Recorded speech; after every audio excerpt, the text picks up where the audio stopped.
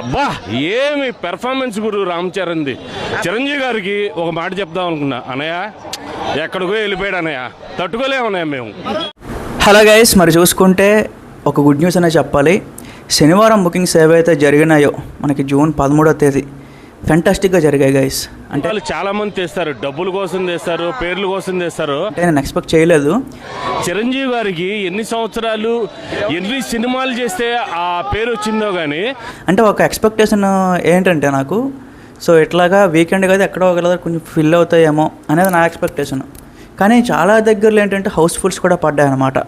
So which is good thing అనమాట. ఎందుకంటే నేను చెప్తా, సినిమా ఫ్లాప్ అంటారా ఓకే, యావరేజ్ అంటారా ఓకే, అబవ్ యావరేజ్ అంటారా ఓకే, డబ్బులు రావంటారా ఓకే, కానీ సౌత్ ఇండియన్ సినీ ఫీల్డ్కి రామ్ చరణ్ లాంటోడు దొరకడం ఒక అద్భుతం, ఒక అదృష్టం. ఎందుకంటే సో ఒక బజ్ కూడా నడుస్తుంది మనకి. సో ఇట్లాగా కొత్త సీన్స్ యాడ్ చేస్తున్నారు అని చెప్పి.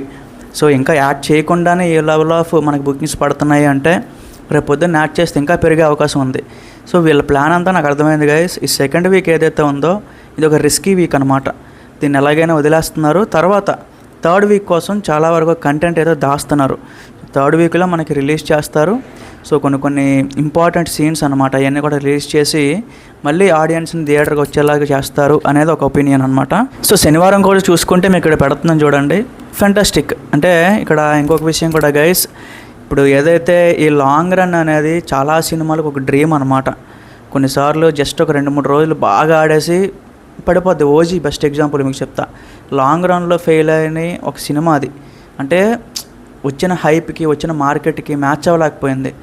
ఓపెనింగ్స్ అనేది ఇంపార్టెంట్ కాదు గైస్ ఏ సినిమాకైనా, లాంగ్ రన్ అనేది చాలా important. For example Pushpa cinema చూసుకోండి, అసలు ఓపెనింగ్స్ హిందీలో అసలు నెల్లు కంప్లీట్గా. తర్వాత లాంగ్ రన్లో 100 కోట్లు అగైన్ 120 కోట్ల వరకు కూడా గ్రాస్ కొట్టింది. సో అదే తేడా. ఇప్పుడు ఏంటంటే ఒకటేంటి, లాంగ్ రన్ అనేది సక్సెస్ అవ్వాలి, పెద్దది ఆ విషయంలో సక్సెస్ అయ్యింది. సో బ్రేక్ ఈవెన్ దిశగా కూడా మనకు వెళ్తుంది, ఆల్మోస్ట్ దగ్గరలో ఉంది, మనకి అయిపోవచ్చు. దానికి కూడా నేను అప్డేట్ ఇస్తాను. సో యాజ్ యూజువల్గా శనివారం అయితే ఫెంటాస్టిక్గా జరిగాయి. సో చూద్దాం, ఈరోజు కూడా ఇంకా మనకి ఫిల్గా అవ్వాలి అని చూసుకుందాం. So stay tune for more update.